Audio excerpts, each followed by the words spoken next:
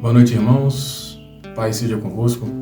É com muita satisfação e prazer, mais uma vez, eu estou aqui no canal da igreja, podendo compartilhar, podendo estudar com os irmãos mais uma palavra do Senhor. Amém? Externo aqui a minha saudade, eu e a minha família, da Igreja de Cristo aí de Goiânia, dos nossos irmãos de Goiânia. Espero, em momento oportuno, estar com os irmãos, poder visitá-los, né, num domingo de culto, né?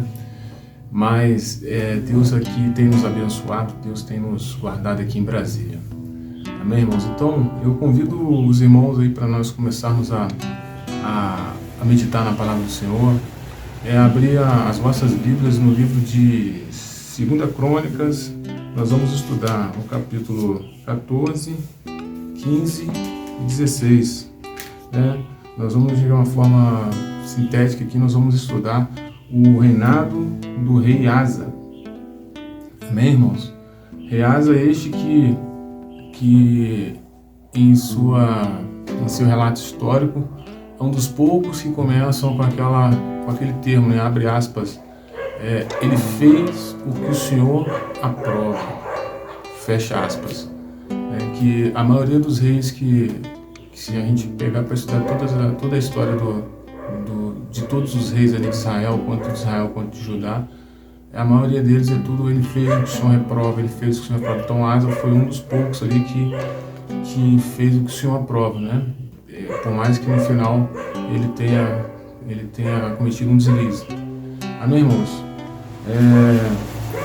Eu convido os irmãos que ainda não são inscritos no canal da igreja, que assim faça, de modo que todas as vezes que tiver um vídeo novo, lembrando também, aperta o sininho de notificação lá também, que sempre quando tiver um vídeo novo, uma palavra nova, os irmãos possam ser notificados. Amém, irmãos? Então vamos começar, né? Nós podemos verificar aí no início do capítulo que ele fez o que o Senhor aprova, né? Como eu já falei. Deus foi reconheceu tanto a índole de Asa que concedeu ele aí um momento de 10 anos sem guerras, né? Sem guerras. O que isso nos ensina? Qual é a aplicação disso para nossas vidas hoje em dia? É que quando nós somos aprovados pelo Senhor, nós vivemos na eterna paz, né? A nossa paz espiritual, a nossa paz, a nossa vida é mais tranquila, né? Assim podemos dizer. E o que nós podemos fazer para ser aprovados pelo Senhor? É simplesmente andar no caminho, né? Andar no caminho que Ele nos ensina através da Sua palavra. Amém? Nós podemos verificar isso no verso de 2 a 7. Né? Asa fez o que o Senhor, o seu Deus, aprova. Retirou os altares dos deuses estrangeiros e os altares idólatras que haviam nos montes. Despedaçou as colunas sagradas e derrubou os postes sagrados. Ordenou ao povo de Judá que buscasse o Senhor, o Deus de seus antepassados, e que obedecesse às leis e aos mandamentos dele. Retirou os altares idólatras e os altares de incenso de todas as cidades de Judá, e o reino esteve em paz durante o seu governo. Também construiu cidades fortificadas em Judá, aproveitando este período de paz. Ninguém entrou em guerra contra ele durante aqueles anos, pois o Senhor lhe deu descanso. Disse ele ao povo de Judá: vamos construir essas cidades com muros ao redor fortificados, com torres, portas e trancas. A terra ainda é nossa, porque temos buscado o Senhor, o nosso Deus. Nós buscamos e Ele nos tem concedido paz em nossas fronteiras. Eles então as construíram e prosperaram. Então o que Asa fez naquele momento? Ele assumiu o governo, ele assumiu o trono ali. Infelizmente a população estava corrompida, o reinado anterior tinha sido um reinado de promiscuidade, né, de idolatria, de mundanismo, né, de materialismo. Então não tinha sido um reinado que Deus tinha agradado, né? Abias, seu pai, infelizmente tinha feito tudo o que o Senhor reprova. Então o que ele fez? Ele deu uma ordem unida, né? Assim dizendo. Ele colocou ordem, né? Naquele momento ele limpou, ele reformou.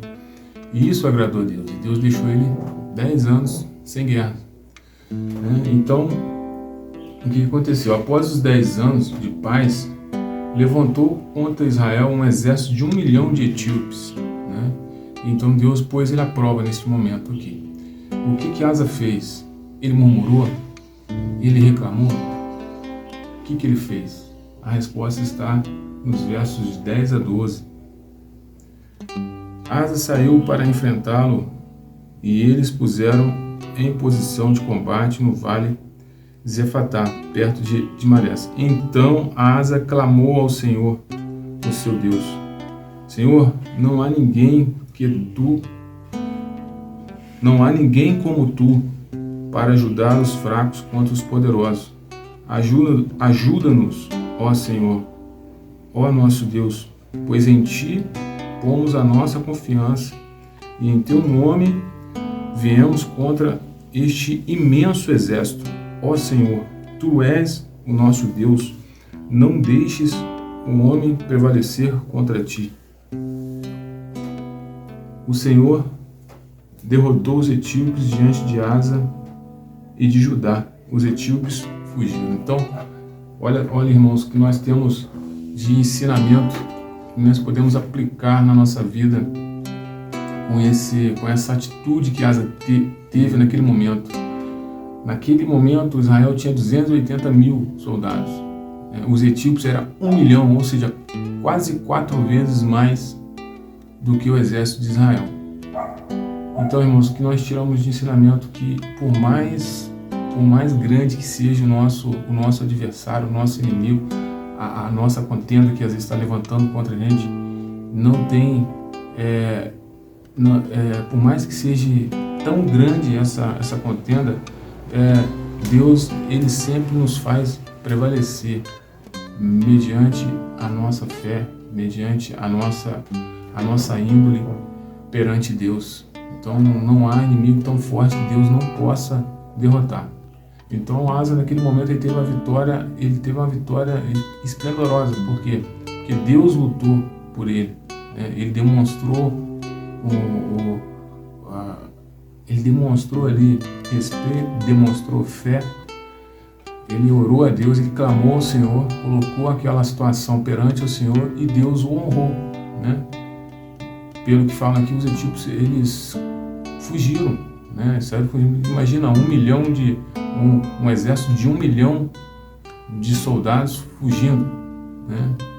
Então, olha a grandeza de Deus na vida daquele que o teme, na vida daquele que o serve, que tem temor, que tem respeito, que tem fé. Então, nós devemos sempre clamar ao Senhor por livramentos. Por mais que a batalha pareça impossível, devemos persistir, porque Deus vai nos dar a vitória. Eu não sei o que os irmãos que estão assistindo nesse momento estão passando, mas pode ter certeza, Deus está com você, Deus vai vencer esse gigante que está tentando contra você, sua família, seu casamento, seu trabalho. Então, tenha fé, mantenha a fé. Clame ao Senhor, porque Ele vai te dar a resposta. Amém? Então, continuando, no capítulo 15, né, Deus reforça seu apoio a Asa com as condicionantes de que o povo continue buscando, né? No verso 1 a 2 e no 7, nos diz assim: o Espírito de Deus veio sobre Azarias, filho de Obed. Ele saiu para encontrar-se com Asa e lhe disse: escutem-me, Asa e todo o povo de Judá e de Benjamim. O Senhor está com vocês quando vocês estão com Ele. se o buscarem, ele deixará que o encontre, mas se o abandonarem, eles o abandonará. Aí no 7, olha só, irmãos, que palavra tremenda.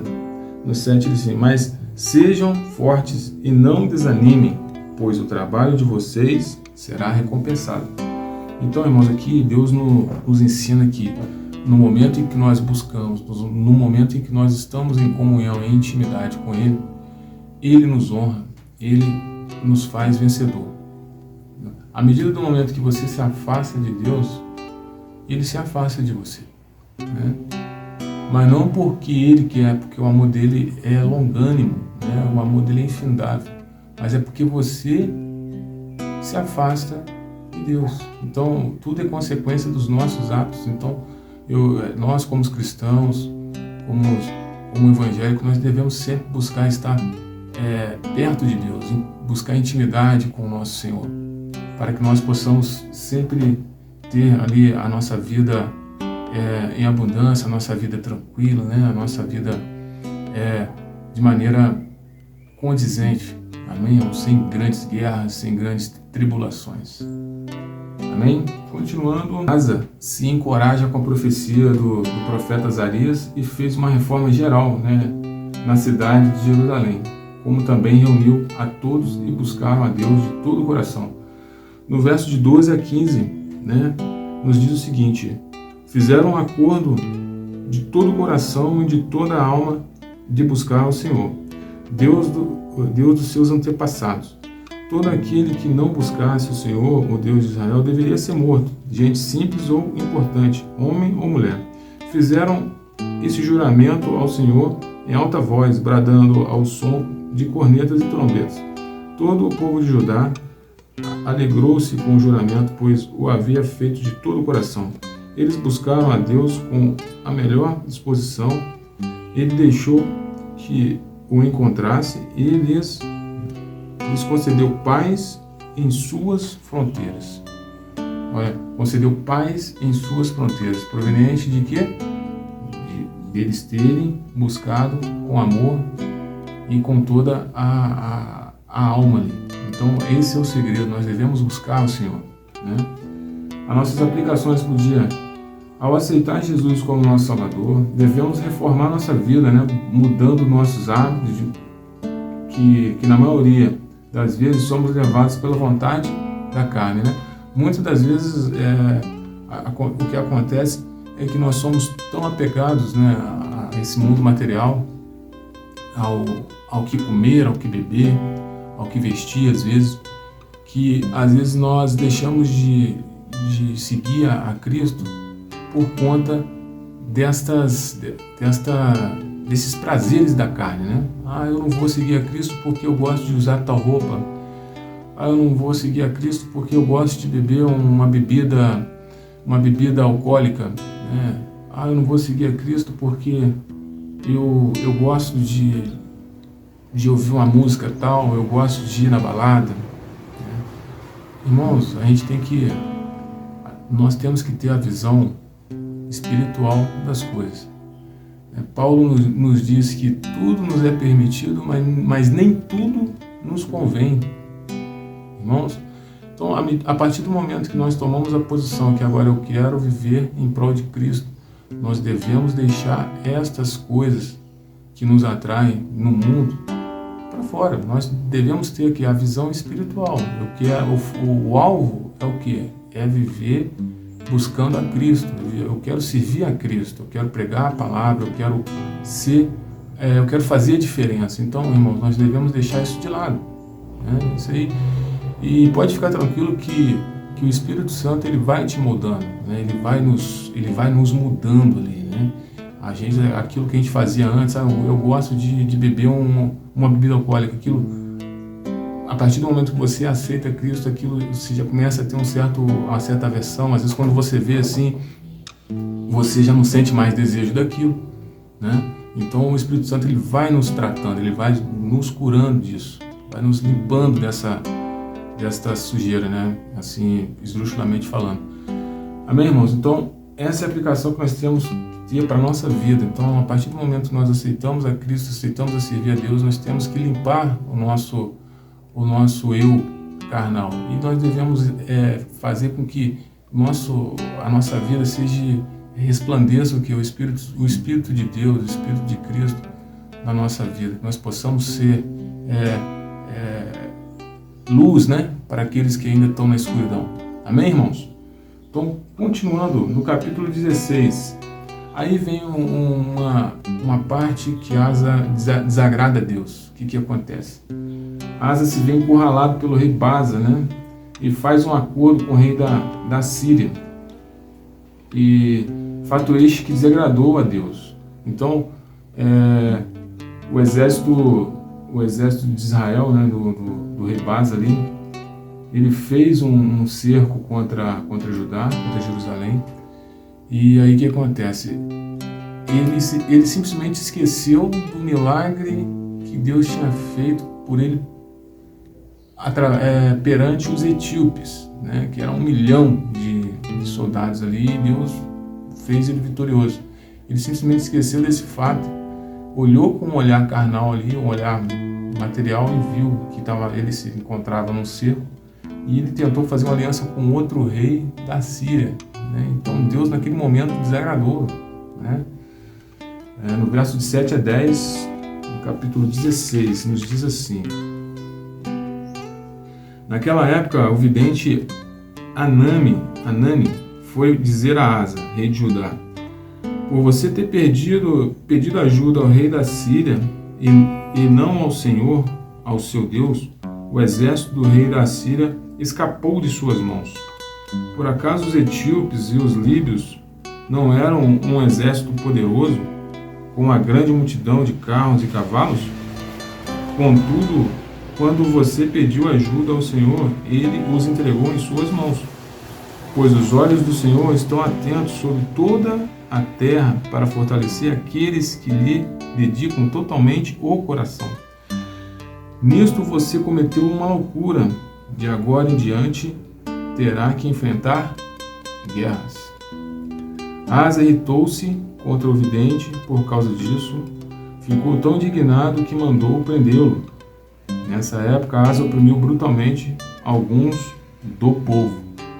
Irmãos, olha só, Asa ficou tão cego que nesse momento, né, não sei o que aconteceu para ele tomar essa atitude, mas nós podemos verificar aquilo que ele, em vez de ele olhar, ele lembrar o milagre que Deus tinha feito por ele lá atrás, ele olhou com um olhar carnal ali, com um olhar material, e ele tentou fazer aliança com um rei que não tinha nada a ver com o reino de Deus, né? Então ele simplesmente a fé dele foi tão pouca ali que, infelizmente, Deus desagradou daquela atitude dele, né? Deus falou: poxa vida, eu fiz para você, né? Eu fiz cair 1 milhão de soldados na sua frente. Não é possível que agora você vai pedir ajuda. Você está passando por esse problema, você vai pedir ajuda a um outro ser humano que não condiz com os planos que eu tenho para Israel. Então, devemos, irmãos, persistir em buscar o Senhor, mesmo que os obstáculos pareçam humanamente impossíveis. Deus sempre nos guardará. Nós não podemos perder o foco aqui. Asa perdeu o foco, né? Nós não podemos perder o foco em Deus. A fé nossa tem que prevalecer, ela tem que estar sempre ali, radiante, incandescente ali. Sempre nós devemos buscar o Senhor, né? Não a seres humanos. Eu não sei o que os irmãos estão passando por esse momento, às vezes estão em alguma decisão importante.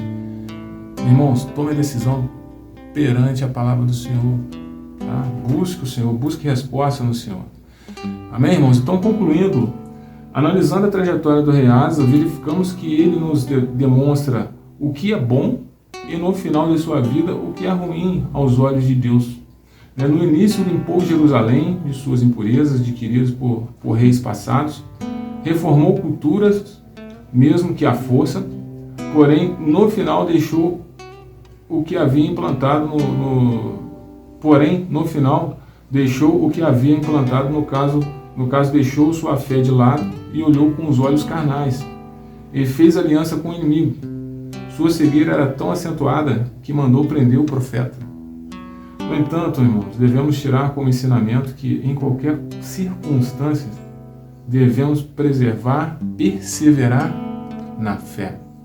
Amém, irmãos? Esta é a palavra que Deus colocou no meu coração para compartilhar com os irmãos, né? Esse estudo do rei Asa. Então eu creio que Deus tem algo grande para nós, né? Tem planos perfeitos na vida daquele que o teme, daquele que o segue. Amém, irmãos? Vamos fazer uma oração para encerrarmos? Senhor Deus, amado Pai, glórias te damos, Pai, por estar neste momento podendo compartilhar, podendo estudar a Tua palavra, Deus. Pai, no ensinamento do rei Asa, Pai, nos demonstra, Pai, que decisões boas nos traz consequências boas, Pai, e decisões ruins nos traz consequências ruins, nos traz guerra, Pai. Eu não sei, Pai, o que cada um neste momento está passando, mas eu peço a Ti, Deus, que o Senhor venha, Pai, tratar o coração de cada pessoa, Pai, de cada irmão que está assistindo neste momento, Pai, dando a eles sabedoria, entendimento para que eles possam tomar decisões corretas e andar sempre pautados na fé, Pai. É o que eu te peço e te agradeço em nome de Jesus. Amém e amém. Boa noite, irmãos. Pai seja convosco e até a próxima.